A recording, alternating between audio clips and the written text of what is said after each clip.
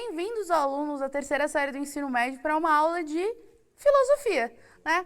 Eu sou a professora Fabiana, sei que aqui normalmente estou nas aulas de sócios, mas hoje eu vim dar uma força aqui para a Mafê, né? Em vez de aula dessa maravilhosa rainha absoluta da minha vida, que é a Maria Fernanda. Oi, Fabi, linda. Boa tarde, pessoal. Estudantes do terceiro ano do ensino médio, sejam muito bem-vindos, todos os professores também. Hoje a gente vai ter uma aula que, na verdade, é uma continuação, né, de um tema que começamos a desenvolver na semana passada, e eu queria convidar a Fabi para trazer para a gente a habilidade, então, da aula de hoje. Então, vai aparecer aí na tela para vocês que a habilidade que vamos trabalhar é identificar a presença da filosofia no cotidiano, né? O que é a filosofia? Então, a gente teve ali, ó, para se organizar a parte 1, né, que foi a primeira aula, foi o espanto e a admiração. E a parte 2, que é a aula de hoje, é a filosofia e cotidiano no pensamento de Agnes Heller. Exatamente, Fabi. Então, na semana passada, né, a gente pensou um pouquinho, né, sobre espanto, admiração e como essas coisas podem ser relacionadas com, talvez com o próprio surgimento da filosofia, né, e com a saída do cotidiano, né. Então, só para a gente relembrar um pouquinho melhor, a gente tinha trazido na aula anterior um trecho do diálogo, né, de Teeteto com Sócrates, escrito por Platão, né, em que Teeteto dizia assim: pelos deuses, Sócrates, causa-me grande admiração o que tudo isso possa ser, e só de considerá-lo chego a ter vertigens. E aí o Sócrates tão lindamente, né, responde: estou vendo, amigo, que Teodoro não ajuizou erradamente a tua natureza, isto é, ele não avaliou, né, de forma errada a sua natureza, pois só a admiração a admiração é a verdadeira característica do filósofo. Não tem outra origem a filosofia. Né? E aí, então, um pouco nesse ímpeto, assim, né, de quando a gente lê o Sócrates fazendo este elogio, né, da admiração, do espanto, a gente traz aí o autorretrato, né, o Le Désespéré, o desesperado, né, pintado pelo Gustave Courbet lá em 1844, né, metade do século XIX. Olha esse homem espantado, assim, né, assim, com as coisas que ele vê diante dele, né, com a grandeza do mundo e com como a gente não pode tomar as coisas como dadas ou como naturais, certo? Legal, então iniciando o nosso encontro de hoje, o conteúdo de hoje propriamente dito, né? A gente vai falar então da Agnes Heller. A Agnes Heller, ela foi uma filósofa húngara, né? Ela faleceu há 2 anos atrás, no ano de 2019, mas vejam que ela foi bastante longeva, né? Ela tinha nascido em 1929, ela atravessa o século XX, né? E vivencia ainda aí os 19 primeiros anos do nosso século. E ela tem algumas obras que são bastante lidas, discutidas, das quais eu separei 3 para mencionar para vocês, que são O Cotidiano e a História, lá de 1989, Sociologia da Vida Cotidiana, olha aí, Fabi, de 1991, né? E A Revolução da Vida Cotidiana, lá em 1982, para vocês verem que a preocupação dessa autora com o tema do cotidiano não foi uma preocupação passageira, ela se debruçou, ela se dedicou a esse tema, digamos assim, no decorrer, né, da sua vida. E a dedicação da Agnes Heller ao tema do cotidiano, né, trouxe assim Para que o lado que que a é mesmo? gente talvez possa considerar como uma definição, né, dessa Helleriana, né, dessa autora para o cotidiano. Então, assim, para começar, né, a gente a pensar, a Heller dizia que todo homem, sem exceção, seja qual lugar ocupe na divisão social do trabalho, tem uma vida cotidiana, tá certo? Então, assim, olha, a, a pessoa pode ocupar uma posição hierarquicamente muito alta ou uma posição hierarquicamente considerada mais baixa, não importa. Na vida cotidiana, diz a Agnes Heller, todo homem ocupa uma posição. Então a gente já parte daí. Não há quem esteja fora da vida cotidiana, segundo essa autora. Então aí a gente já percebe que o cotidiano é tema de maior importância, já que ele perpassa, de alguma forma, né, a vida de todo e qualquer homem, sem exceção. Portanto, é cara a todas nós, tá certo? A todos nós. Então, lá em O Cotidiano e a História, a Heller escreve assim, vejam aí na tela. A vida cotidiana é a vida de todo homem. E, ao contrário, não há nenhum homem que viva tão somente na cotidianidade, muito embora essa o absorva preponderantemente. Olha que interessante, até agora a gente estava dizendo o seguinte, Agnes Heller dizia que não há homem fora da cotidianidade, todo homem ocupa um determinado lugar na cotidianidade, porém, olha que interessante, a gente vê agora um caminho que vai num sentido inverso, né? Porque muito embora todo homem viva na cotidianidade, por outro lado, também não há homem que viva apenas na cotidianidade. Isso é muito interessante, porque significa que talvez aí, dentro talvez não, quer dizer, de fato, né, dentro do pensamento da Heller, a gente possa fazer, então, uma divisão, né, entre atividades que ela chamava de cotidianas e atividades que ela chamava de não cotidianas, né? Então, vamos começar pensando aí nas atividades cotidianas, né? A Heller as definia como rotineiras, necessárias para a reprodução humana e espontâneas. Então, são aí as características, né, que a autora coloca para definir o que ela chama de atividades cotidianas. E como atividades não cotidianas, ela elenca, vejam só, ciência, arte, filosofia. Então, né, se a gente perguntasse assim, bom, será que para Agnes Heller a filosofia se encaixa em atividades cotidianas ou não cotidianas? Bom, a gente já sabe que aí nas atividades não cotidianas ao lado, né, tem vizinhos muito especiais, né? A ciência, a arte, né? E aí, pessoal, então a gente já sabe de antemão que para Heller a filosofia é considerada, então, uma atividade não cotidiana. E aí, já que a gente já sabe disso, seria interessante se a gente entendesse um pouquinho melhor o que são, né, atividades cotidianas e não cotidianas. Vamos começar pelo que ela chama de atividades cotidianas. Então, ela diz assim, ao nascer, o indivíduo, então todo e qualquer indivíduo, encontra um sistema de referências e relações que já está pronto. Então, quer dizer, quando a gente nasce, a gente não nos é dado escolher, né, a língua que a gente vai falar, o país que a gente vai nascer, né? Os valores que nós teremos inculcados, porque fazem parte já de uma determinada formação social na qual nós nascemos, não é? As atividades cotidianas, para além disso, elas são consideradas pela Heller como heterogêneas e naturais. Não naturais nesse sentido, né? De que quando nós nascemos, a gente não cria, né, esse sistema de referências e de relações. A gente já o encontra pronto e, portanto, a gente pode pensar, né, nele como natural, né?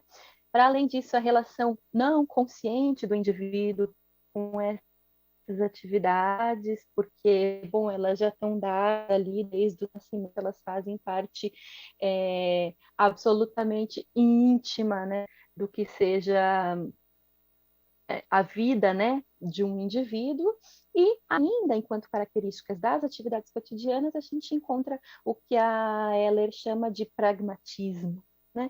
Pragmatismo é a marca daquilo que se realiza muito na prática, né? Daquilo que tem relação com a ação, né? E não tanto com a teorização, o pensamento, né? E a particularidade.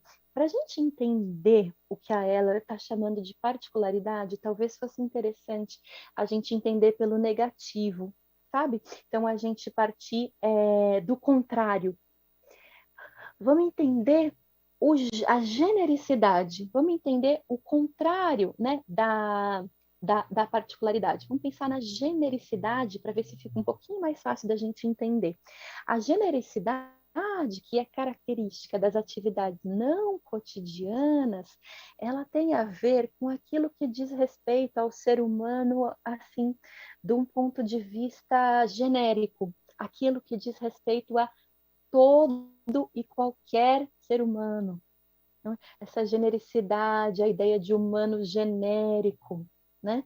Então, as atividades não cotidianas, elas tentam, em algum sentido, abarcar o conjunto dos seres humanos, e não um ser humano em particular, né? Um ou outro indivíduo, falando assim, muito particularmente, né?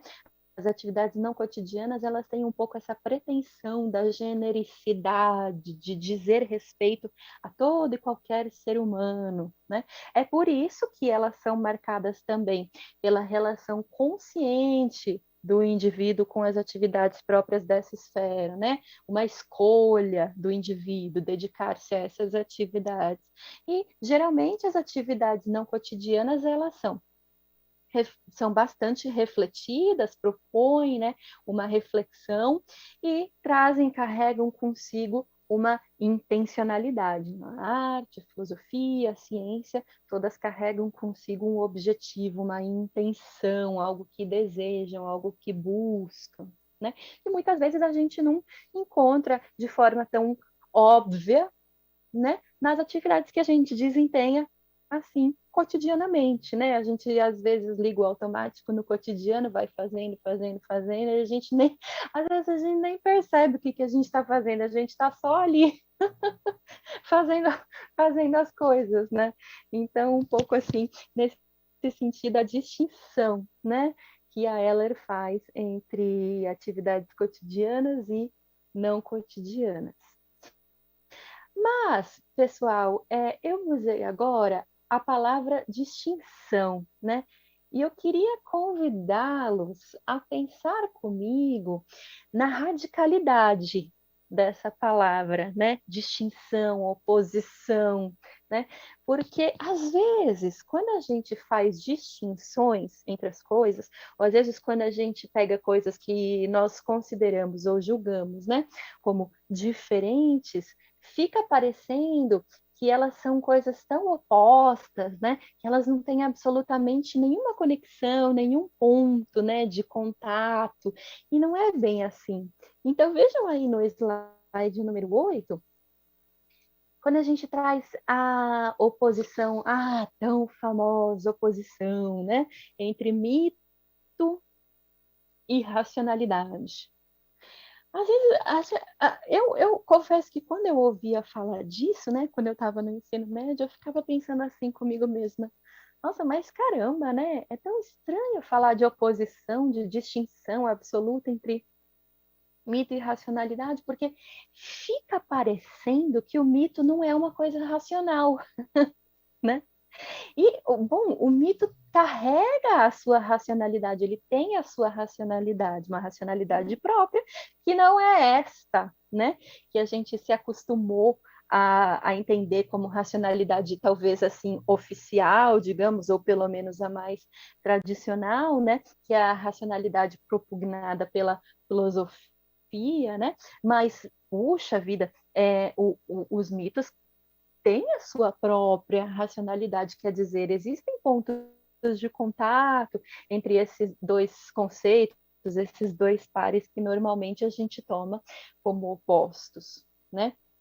Da mesma forma, quando a gente fala em cotidiano e não cotidiano, né? Então, se a gente pegar lá a distinção da Eller entre atividades cotidianas e não cotidianas, é muito difícil estabelecer entre elas assim uma espécie de linha divisória, né? Muito definitiva, né? E que diga, bom, então esta atividade ela é absolutamente cotidiana e esta é absolutamente não cotidiana, porque a gente vai desempenhando as atividades ao longo da nossa vida, diferentes atividades em diferentes momentos e contextos, né? E muitas das vezes uma depende da outra. Então, quer dizer, para que eu possa desempenhar uma atividade não cotidiana, tal como a ciência, a arte, a filosofia, eu preciso antes, né, estar em um contexto de cotidianidade.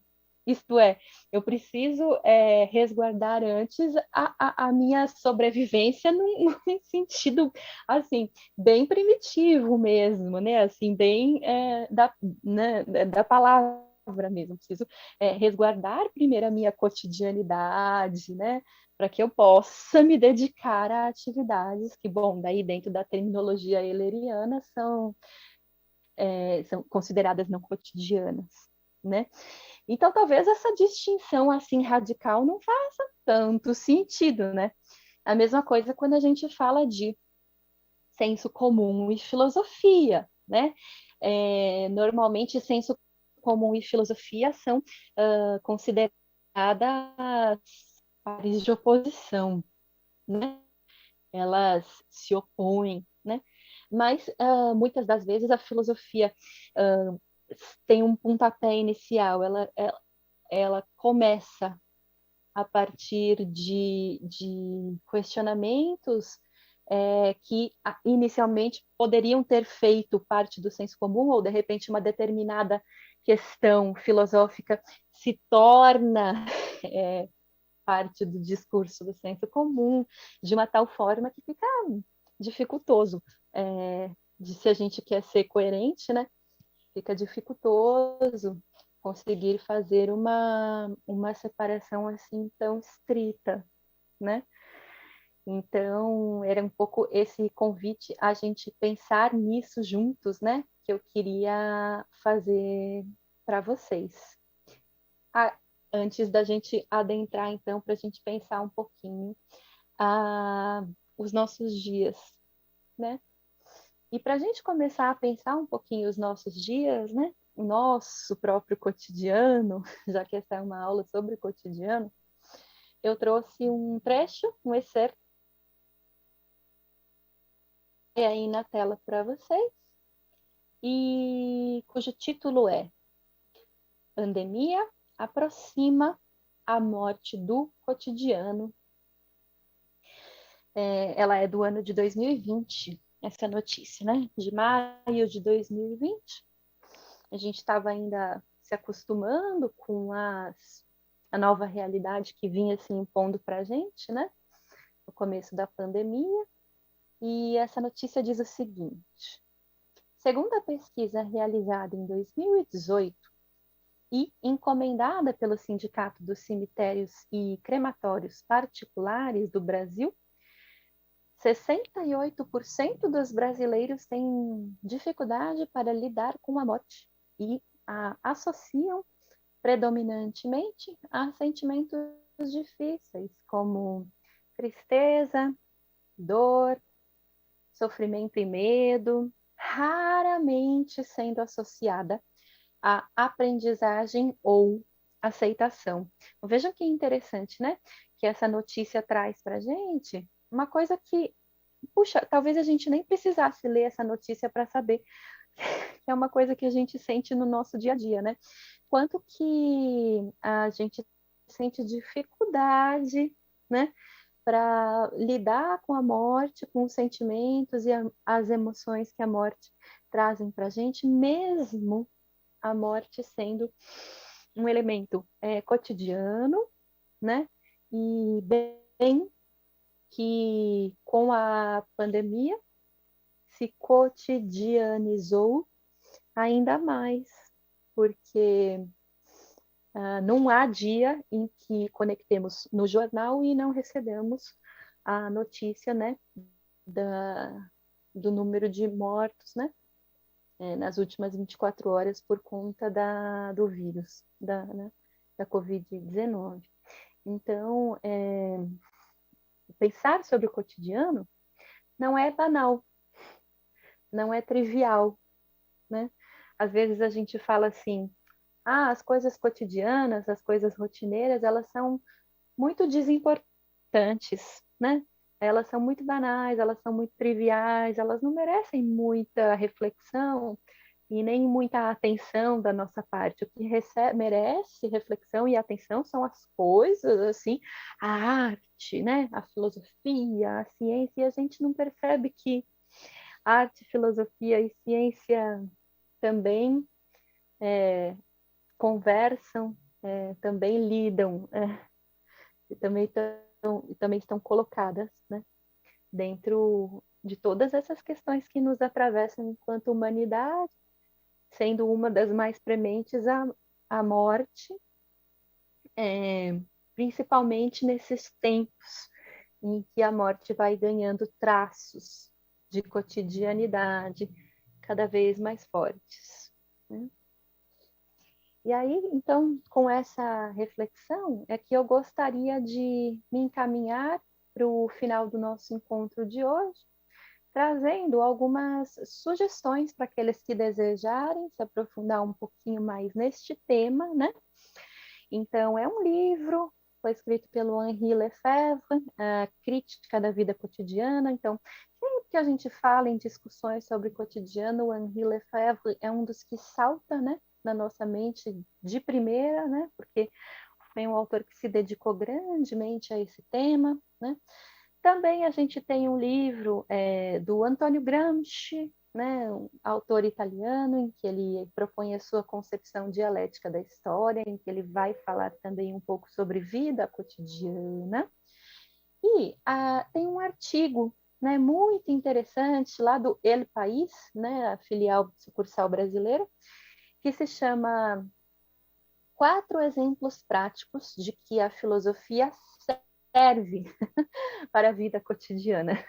Então, um pouquinho pensando assim, nessa última reflexão que nós fizemos a respeito da importância de valorizar, né, o cotidiano enquanto objeto de reflexão filosófica e todas as questões que permeiam o cotidiano também enquanto objeto que merece o nosso olhar atento, que merece o nosso pensar filosófico. Então, pensar um pouquinho assim, que a filosofia serve, né, para o cotidiano, já que aparentemente, nos tempos em que a gente vive, parece que tudo tem que servir para alguma coisa, né? Parece que não basta as coisas existirem, elas têm que servir, elas têm que ter uma finalidade, né? E durante muito tempo defendeu-se a filosofia enquanto aquilo que não tem uma finalidade expressa, pelo menos não do ponto de vista pragmático, né? E a gente tem então esse artigo que nos leva para um outro lugar, né? Para uma outra ideia de que sim, é possível, né? Não só é possível, como é necessário pensar o cotidiano, encarar o cotidiano também, não só, mas também com a reflexão e com o olhar filosófico. Fabi, eu quero te agradecer muito, muito, muito por ter estado conosco na aula de hoje. E quero já convidá-los para estar conosco na próxima semana, na próxima quinta-feira, a gente vai ter o Marconi por aqui, né, Fabi? Exatamente. Eu agradeço muito a oportunidade de estar com vocês. O Marconi e a Mafê, assim, ó, moram no meu coração. Marconi, volta logo, entendeu? Para ontem, estamos com saudades já. Mas eventualidades da vida, enfim. É sempre um prazer estar com vocês. Próxima semana eu encontro vocês na quinta-feira na aula de Sociologia, né? Que vai ser a próxima. A Mafê, aliás, próxima é Porte, mas depois sócio. a Mafê na próxima semana na aula de filo. E não esqueçam de avaliar a aula, dar aí o seu feedback no nosso QR Code, que vai aparecer também para vocês aí na tela. Obrigada, Fabi. Até a próxima, gente. Até a próxima aula!